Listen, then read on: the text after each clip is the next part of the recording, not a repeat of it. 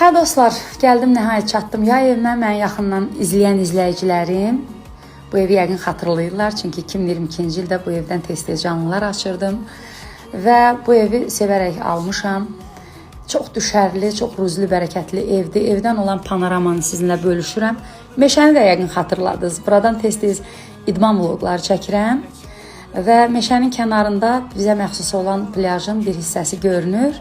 Mən də qatılıram plyajdakı insanların cərgəsinə və özümə gedirəm, yeyəcəklər, içəcəklər axtarıb almağa. Deyəsən tapdım.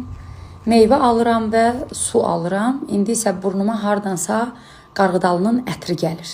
Gedirəm qarğıdalı dalınca. Sevirəm çimərlikdə olarkən qarğıdalı yeməyi. Avtomatik çimərliyə mən gələn kimi avtomatik yadıma qarğıdalı düşür. Və budur, tapdım sağ tərəfdə dondurma, qarğıdalı, yeyəcəklər, içəcəklər və s. Bir şey sizinlə bölüşmək istəyirəm. Mən bugün 4-5 saat çimərlikdə vaxt keçirdim. Bu vlogu da sizin üçün çəkdim özəl olaraq.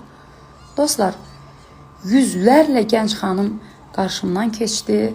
Mən birində də şişirdilmə dodaq görmədim. Birində də qaşını qırxıb göyə qaldıran belə bir formada, əcaib, ənrəbadi formada bir qaş görmədim. Heç bir xanım görmədim ki, gedib pulunu verib özünə bəcər günə qoysun. Nə bilim, üzr istəyirəm sizdən, arxasını şişirdib özünü bərbad vəziyyətə salsın. Mən uşaq olanda kirpi jurnalı olardı. O kirpi jurnalında da belə bir qadın karikatura çəkilirdi. İndi bu gənc xanımların çoxu gedir, pulunu verir, özünü o karikaturadakı xanımın gününə qoyur.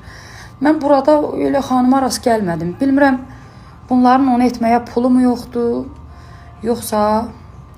yoxsasın siz yazın, niyə yoxdur? Hələ uzun caynağı demirəm, bir dənə caynaqlı xanım görmədim.